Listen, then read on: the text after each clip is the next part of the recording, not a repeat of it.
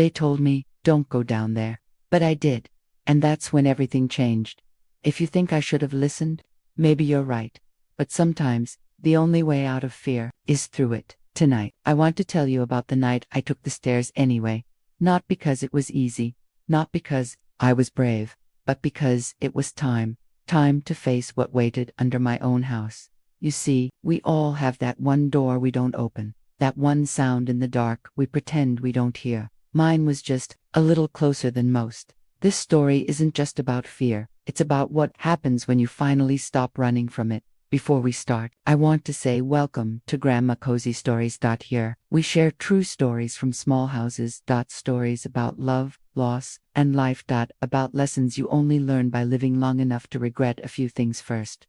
If you're new here, I'm glad you found us. We upload a new story every single day, real experiences, told with warmth, honesty, and a little bit of courage. So, make sure to subscribe and stay close, because when you sit here with me, you're family. All right. Let's begin. It's night, the kind of quiet where you can hear the rain talking to the window. I'm in my kitchen. The kettle hums softly, the clock ticks steady, the same rhythm I've lived by for years. I pour my tea. I fold the same towel I've folded for decades. Every corner of this room knows my hands. Everything has its place, but at the end of the hallway, there's that door. Old wood, a brass knob that feels colder than the air around it. For years, I've kept it locked. I told everyone it was for safety, but truth be told, I just didn't want to remember. Tonight, though, the storm came harder than usual. The wind moaned through the windows, and then I heard it, a sound I hadn't heard in 60 years. Water tapping under the basement door. Like fingers knocking. Asking. My granddaughter was asleep upstairs. No one else could help. The power flickered, the lights went out, and suddenly, it was just me and that door. I put down my cup. My knees cracked the way they do when you've lived long enough to earn them. I reached for the brass key. It was heavier than I remembered. I told myself, it's just the rain. But my hand trembled anyway. Step by step, I walked toward it. Each footfall felt louder than thunder. The first step creaked, the second groaned, and then the third step cracked. And that sound, that small, sharp sound, wasn't from the wood. If I had listened that night, I might have slept peaceful ever since. When I was a girl, rules were simple. Don't talk back, don't slam the door, and don't ever go where you're told not to. Mama said a woman's peace came from keeping her head down and her heart quiet. But Daddy used to whisper when Mama wasn't listening, don't let the world make you smaller than you are. June, that was my name back then. June, the kind of name that sounds like sunlight. We lived on a small farm outside of Harrison. One grocery store, one church, one gossip line that ran faster than the phone company. Our house was the kind that smelled like biscuits and rain. Simple, honest, the kind of place that didn't have secrets, or so I thought. I met Thomas on a Tuesday. He was changing a tire by the feed store, sleeves rolled up, dirt on his jaw, and eyes that looked like they already knew me. He asked if I needed a lift home, and I said no, but I walked slower just in case he followed. He did. We were young, but it wasn't a foolish love. It was the kind that sits quiet on a porch and listens to crickets. He told me stories about engines and the way machines breathed when you understood them, right? And I told him I wanted a small life, one filled with warmth, with laughter, and enough quiet to hear my own thoughts. One night, we sat under the old elm behind the church. The moon was full, and the winds smelled like lilacs. He said, June, you ever get scared of the dark? I laughed and said, only the parts I can't see. And he smiled. Then promise me you'll never stop looking. A month later, there was an accident at the coal plant. Thomas never came home. They said it happened underground. A collapse. No one saw it coming. I remember standing at the edge of the road that day, looking at the men who came back, covered in dust and silence. Someone told me he was gone, but my ears wouldn't believe them. All I could think about was how he always said, don't be afraid to go where they say you shouldn't. After the funeral, I stopped walking near that old elm. I stopped looking down dark stairways. I told myself it was about safety, but deep down, I knew it was about him. That was the day my fear began. Not of the dark, not of basements, but of remembering. Years passed. The seasons kept turning, and I learned to smile again, or at least, to pretend I could. I married a kind man named Walter, dependable, quiet, the kind of man who built shelves when he didn't know what to say. We had 2 children, Evelyn and Robert. The house was filled with birthdays and bedtime stories, and the kind of laughter that fills up every corner until it feels like safety. But even in a good marriage, silence can grow like ivy, and ours did. Walter worked long hours at the post office. He liked things tidy, predictable, sealed. If something broke, he fixed it. If something frightened me, he said, best not to think about it. So I didn't. When he said, don't go down there, I didn't. When he said, I'll take care of it, I believed him. I told myself obedience was peace, but deep down, I missed that part of me that used to question, the part that wanted to know what waited under locked doors. Then one spring, the basement started leaking. Walter was away on a work trip. Rain pooled at the bottom of the stairs. I called a neighbor's son to fix it. I stayed upstairs, listening to his boots echo below. He came up pale, holding something, an old tin box, covered in dust. He said he found it behind a wall beam. I told him to set it on the counter, and I'd look later, but I never did. I wiped it clean, set it under the sink, and told myself it was just junk. I learned something that day. Sometimes fear doesn't shout, sometimes it whispers, and you build your whole life around not hearing it. It was 40 years later when the storm came, a real one. This time, wind like a train, rain slamming the windows, lightning rolling over the roof like cannon fire. I was 7. House had aged like I had strong bones, but a few cracks that complained when the world got too loud. My granddaughter, Lily, was staying the weekend. She was asleep upstairs, her phone still glowing under the blanket, playing those soft ocean sounds that help her dream. I was in the kitchen, checking the back door, when I saw it. Water, thin as thread, running under the basement door. At first, I just stared. That old brass knob seemed to stare back at me. Every instinct said, wait, don't go down there. I almost listened. Almost, but then I heard Lily's voice in my head, the way she said last week, Grandma, what's even down there? Are you scared of spiders or ghosts? And I laughed and told her, both. Now, the storm said otherwise. The lights flickered, the power died, and all that was left was rain, and my own heartbeat. I took the flashlight from the drawer. The handle was cold, like holding a piece of night, turned it on, and the beam hit the stairway. Everything looked smaller than I remembered. First step creaked. The air smelled like iron and time. Dust rose and swirled like memory itself. I counted the steps. 1, 2, 3. By the 4th, I heard it, a soft sound from below. Not thunder. Not water. Something else. Like a sigh, like someone saying my name. I froze. The beam shook in my hand. But I took another step. The deeper I went, the more the air pressed against me, heavy, thick, old. And then I saw it, a shape near the wall, a box. Old, familiar. Tin, covered in rust. My heart stumbled. That box, the same one the neighbor's boy had found decades ago, the one I'd hidden under the sink. But how did it get down here? How did it end up where it started? The water was rising. I reached for it anyway. My fingers brushed the metal. Lid lifted with a groan. Inside were letters. Faded. Folded. My name written in a hand I knew by heart. Thomas. And that's when the lights came back on. For a second, everything shone to bright. To clear. And in that light, I realized this wasn't just a storm, it was a reckoning. I carried the box up the stairs, like it was made of glass. Every step felt heavier than the one before. When I reached the kitchen, I set it on the table and just stared. It didn't look dangerous, just old. Harmless. But I could feel something humming inside it, like memory waiting for permission. The storm outside had quieted. The house had gone still, as if it, too, was listening. I sat down, turned the latch, and lifted the lid. The smell hit first, paper and rain, dust and time. And then, under the yellow flashlight beam, I saw my name, written again and again. Same looping cursive. Same ink color. Thomas always used. My hands trembled. I unfolded the first one carefully, afraid the words might crumble in my fingers. June, it began. If you're reading this, I didn't make it home tonight, but don't be scared. I left something for you.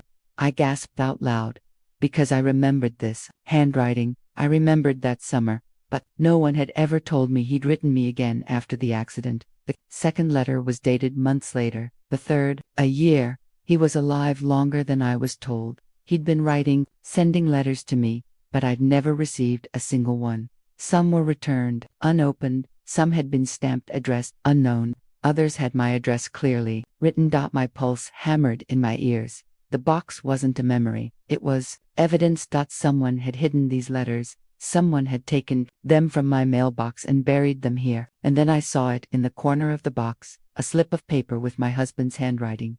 Keep safe, she doesn't need to know. My heart froze. Walter. The man who built this house, the man who told me not to go down there, he'd hidden them. He'd known. All those years, all those nights I thought Thomas had died and never said goodbye, Walter had made sure. I never knew otherwise. The walls seemed to close in around me. The storm outside started again, but the real thunder was inside my chest. And then I saw something else. A photograph, tucked between the letters, Thomas, standing in front of a small workshop. Behind him, a sign, Cedar & Sons Construction, the same name that was stamped on the beams in our basement.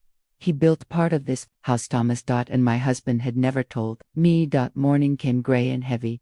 Rain had stopped, but the air smelled like something unfinished. I sat in my chair with those letters spread across the table, the edges curled from dampness. Each one whispered a truth I wasn't ready to hear. I thought of Walter, all those years of silence. How he'd say, "Don't dig up the past, June. It's better left alone."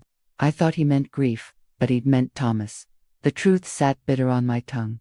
And yet, part of me understood that fear makes us cruel sometimes. Love, twisted by jealousy, turns into control. Still, I couldn't let it rest. I went back to the basement, flashlight in hand. The air was cold again, even with the daylight upstairs. The stairs creaked like they remembered me. I reached the bottom.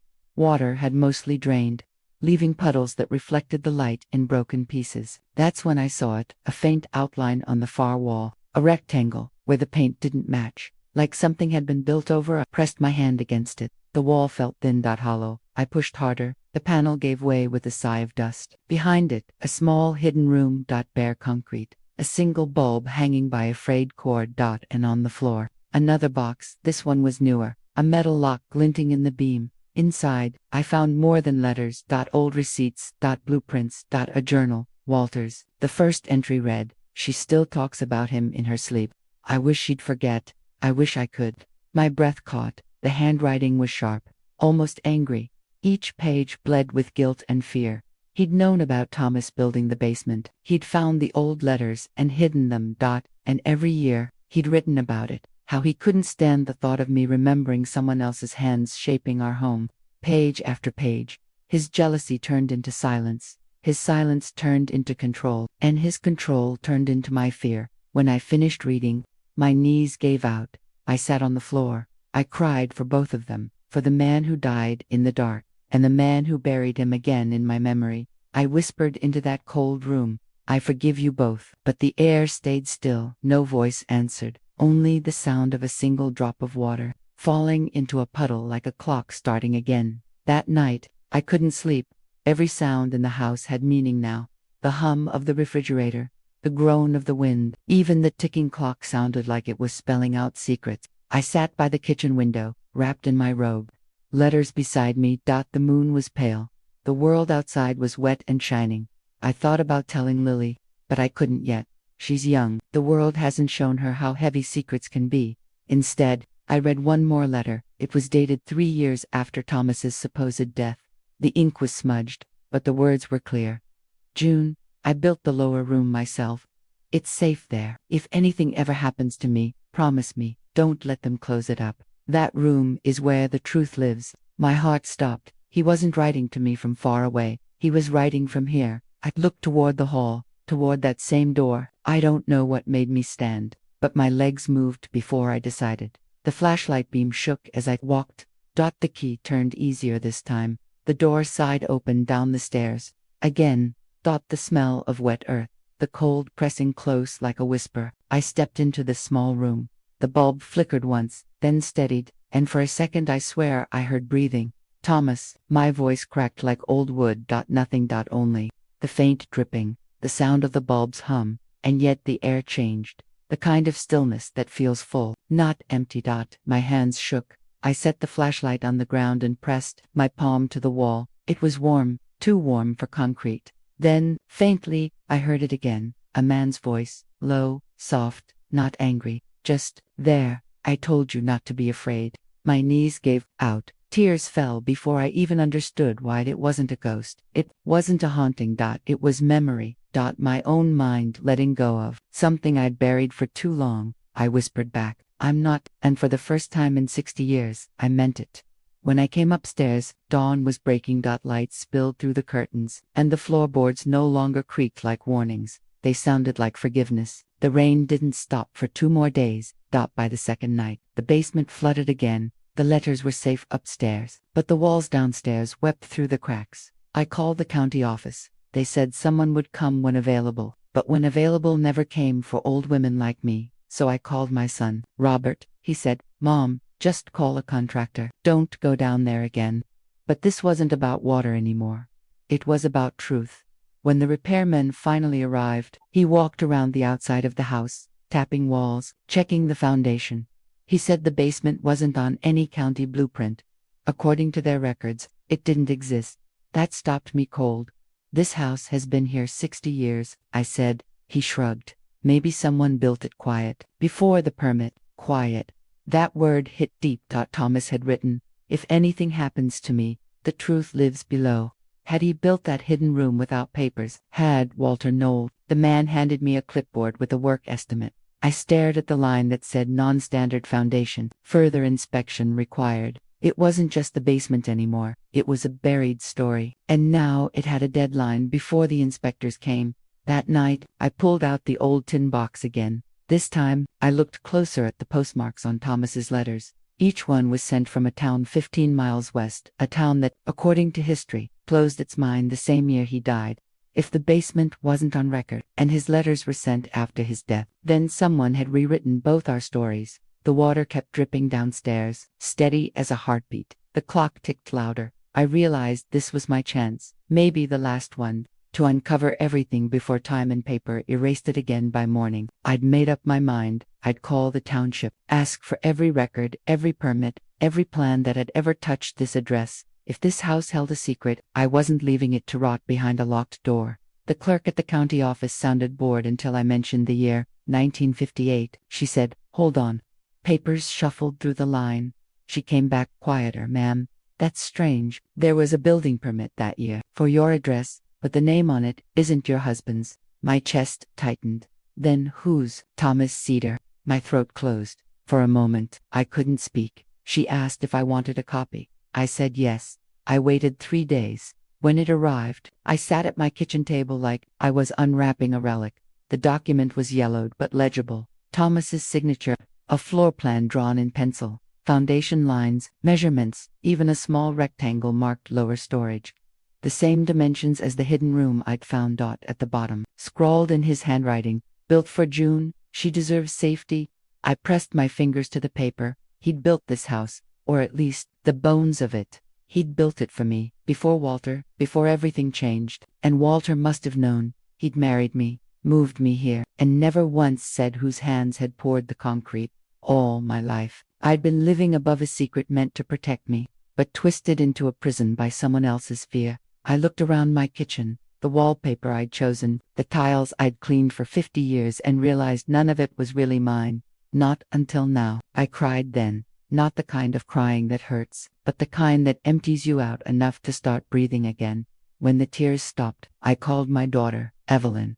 She answered with her usual sigh, the one that means "What now, Mom?" I told her about the letters, about Thomas, about the permit. At first, she laughed. "Mom, you've been cooped up too long. Don't start chasing ghosts." Her words stung, but they also steeled me. Because I wasn't chasing ghosts, I was chasing myself.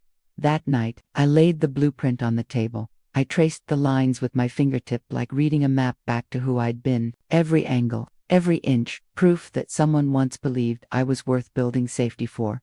It wasn't a haunting. It was a homecoming. I decided to tell the truth, all of it. But truth, I've learned, is never free. It asks for something in return. First came the calls. My daughter, worried. My son, irritated. "Mom, stop digging into the past. You're going to give yourself a heart attack." Then came the whispers. Neighbors asking why city workers were at my house. The mailman pausing too long at the gate. People love a mystery, but they fear it more.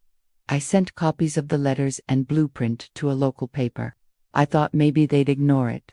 But the next week, a headline appeared: "Local widow discovers secret in her basement." They didn't use my name, but everyone knew. The church ladies stopped waving. The grocery clerk smiled too. Hard. The phone rang and rang. Reporters, old friends, curious strangers.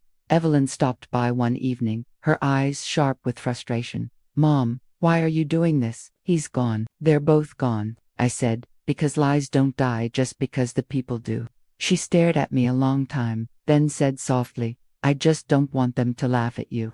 I smiled. Let them, at least they'll be listening. That night, I went down to the basement again. It didn't scare me anymore. It felt like stepping into memory, but on my own terms. I hung one of Thomas's letters on the wall, framed it like a promise. The handwriting, shaky but sure. "Don't be afraid of the dark. It's where we build our light." The cost of truth was loneliness, but I'd paid that before, and this time, I was getting something in return. Freedom. The story spread faster than I ever expected. It started online, a post, a comment, then a thread. People had opinions, and most of them came from miles away. Some called me brave, others said I was senile, making up stories to feel important. My pastor came by one afternoon. He brought tea, but what he really brought was caution. "June," he said, "some truths are better left between you and the Lord." I smiled politely, but I knew what he meant. Keep quiet, keep peace, keep control. That was the same message I'd lived by my whole life, and I was done with it. The paper called again. They wanted an interview. I said yes. When the young reporter arrived, she couldn't have been more than 20-5. She set up her microphone and asked, "Why now?" I thought for a long moment. Then I said, "Because I finally remembered what courage feels like." She didn't speak after that, just let the recorder run. And in that silence, I told everything: the letters, the hidden room, the truth about fear and control. When the story aired, I expected backlash. What I didn't expect were the letters that followed from other women, widows, daughters, saying, "I found something like that too." The mail pile grew. Each envelope was a small candle in the dark. *1 came from a woman in Kentucky. She wrote, "My mother kept a locked trunk for 40 years. After she died, we found love letters from a man she was told had drowned. Your story helped me understand she wasn't crazy. She was protecting herself." I read that letter 3 times. Then I cried, not from sadness, but from recognition. The truth was no longer mine alone. It had become something larger, something shared. And in that, I felt peace for the first time in decades. The week after the story went public, my phone wouldn't stop ringing. Calls, messages, reporters, even old friends who hadn't spoken to me in years. Everyone wanted to ask questions, but no one wanted to listen. So I turned it all off, pulled the cord from the wall, closed the curtains, sat in the quiet. It's funny how silence feels different when it's chosen. It's not empty.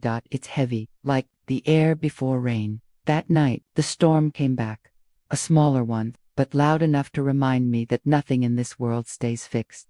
I sat in my old chair. The house creaked around me. The clock ticked, the same rhythm it always had. Tick tock, tick tock. But this time, every sound felt like memory, trying to speak. I looked at the box of letters, on the table, at Thomas's handwriting, at Walter's journal, at the lives that had built and broken me. I thought about burning them, ending the story myself, letting it all turn to ash so no one could twist it. But then I saw my reflection in the window, older, lined, tired. A face that had lived long enough to know that erasing pain never makes it go away. I stood, walked slowly to the kitchen, filled the kettle, listened as it began to hum, the same hum it made every night before the world changed, and I whispered, "I'm not done yet." The kettle clicked. Steam rose, curling into the air like forgiveness taking shape. But before I could pour, I heard a sound from the basement. Soft, faint, a tapping. My heart stuttered. For a moment, fear crawled back in like an old habit. But then, I breathed. It wasn't fear, it was invitation. I opened the basement door. The air smelled of rain and metal. My hand slid down the railing. The wood was smooth now, familiar. I took one step down, then another, and as I reached the bottom, I said out loud to Thomas, To Walter, to every version of myself that had ever been afraid, I forgive you. The words echoed, then disappeared into the walls. And with them, the fear went too. When I came back upstairs, the clock had stopped ticking. But I didn't wind it again. Some silences deserve to stay still. The next morning, I made a decision. If Thomas built this house to keep me safe, and Walter tried to bury that truth, then I would reclaim it. Not as a secret, but as a legacy. I called a contractor, told him I wanted the basement repaired. New paint, new floor, new light. He asked if I wanted it sealed afterward. I said, no, I want it open, always. Over the next week, the house came alive again. Men carried out debris, laid new beams, painted the walls in soft cream. Lily helped me pick a rug. Blue, the color of the sky the day Thomas first kissed my hand. When it was finished, I walked down those stairs one last time, as a stranger, and came back up as the woman I used to be and maybe always was. The basement didn't feel like a grave anymore. It felt like a heart beating again after years of silence. On one wall, I hung a frame. Inside, Thomas's first letter. Under it, Walter's last journal page, the one that said, I wish I could have told her the truth. Side by side. Not to erase, but to remember. I brewed 2 cups of tea that evening. Set one on the table across from me, and whispered, here's to the men who built my walls, and to the woman who learned to open them. The kettle hummed its soft applause. A month later, the local library invited me to speak. They were hosting a Voices of the Past series, people sharing stories about history they said mine had inspired conversation. I laughed when I read the email. Conversation was a polite word for controversy, but I said yes. Because it felt right. Because for once, I wasn't afraid to be heard. The night of the event, the room was full. Neighbors, reporters, church friends, and my family. Evelyn sat near the front, arms crossed. Robert hovered by the back wall. And Lily, sweet Lily, held my hand before I walked to the podium. When I stepped up, I could hear the mic crackle. I cleared my throat. The sound of my own breath echoed through the speakers. Good evening, I said. My name is June Carter, and for most of my life, I was afraid of my own house. The audience chuckled softly. I smiled, but my voice didn't waver. I thought fear was something that happened to you, but sometimes it's something you agree to. Someone tells you not to go down there, and you listen so long, you forget there was ever a door. I lifted the envelope I'd brought. Thomas's final letter. This was written 60 years ago, I said, by the man who built the bones of my home, and maybe the bones of my courage to. I read. Every word. Slow. Careful. Letting the silence hold the space between lines. When I finished, the room was quiet. The kind of quiet that listens. Then, a hand went up. Evelyn's, she said softly. Mom, were you ever happy with Dad? The question hung in the air like a held breath. I looked at her, my daughter, carrying her father's eyes and my stubborn mouth. I said, I was happy, but happiness doesn't mean truth, and truth doesn't mean hate. It means living with both, and still choosing love. She nodded, tears glimmering like she was seeing me for the first time. When the event ended, people clapped, not the kind of applause that's loud, but the kind that lasts. Afterward, a woman in the crowd came up and said, my husband hid things to. Thank you for making me feel less crazy. I smiled, because that was it. That was the point, to make one person feel less alone. As I left the library, Lily slipped her hand into mine. She whispered, Grandma, I'm proud of you.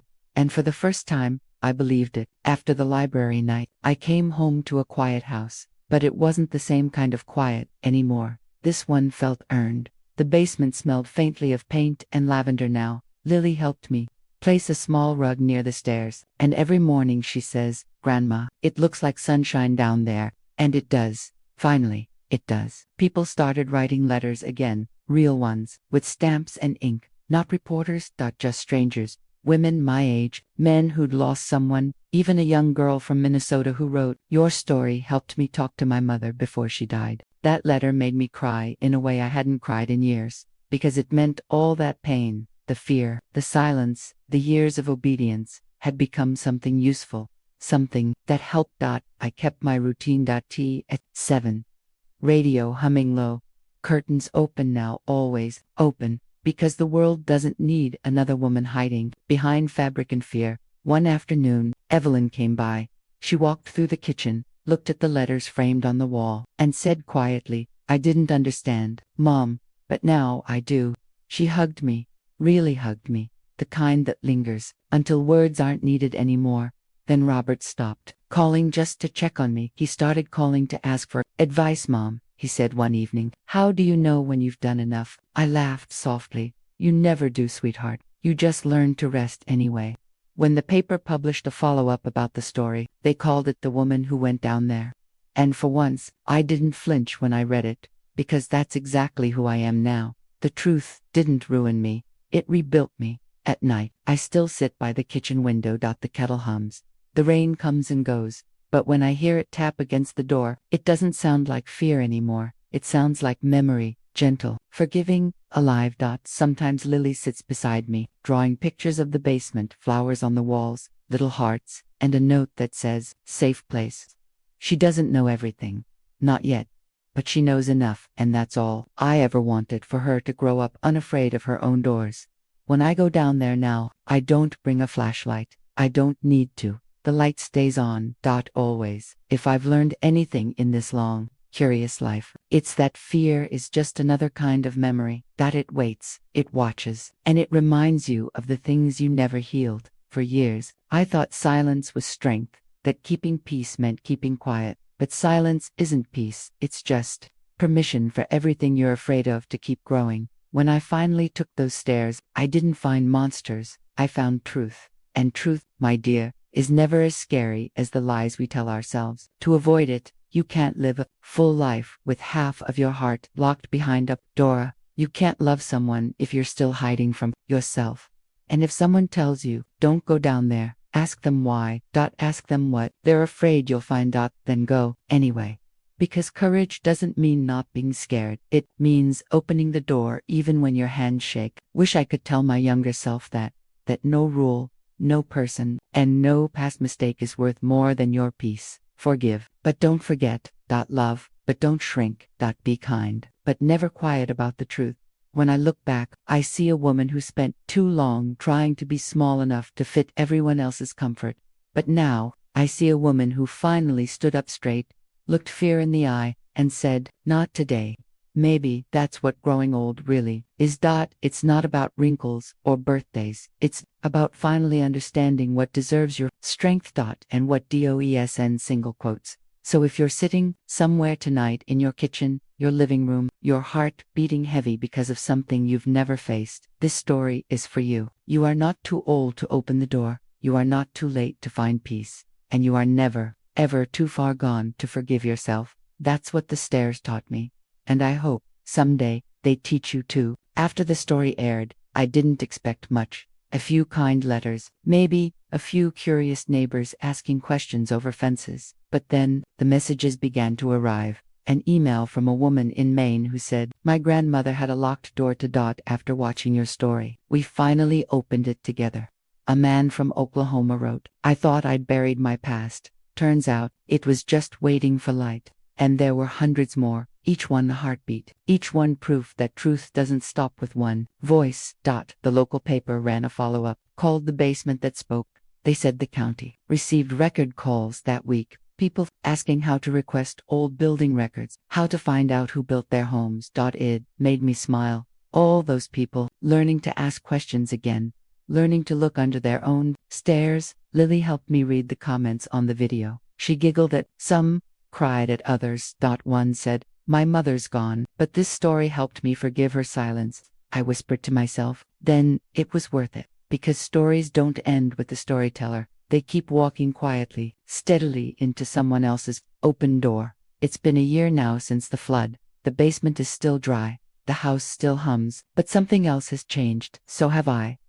Lily and I turned the lower room into a small library, 2 chairs, a lamp that never flickers, shelves lined with other people's letters, stories they sent me after watching the video. We call it the Open Door Room. Every Thursday, we sit together and read one aloud. Sometimes we cry, sometimes we laugh. Every time, we feel less alone. Evelyn says she wants to start recording me. Before you forget too much, Mom. I told her memory isn't what fades first. It's fear that fades.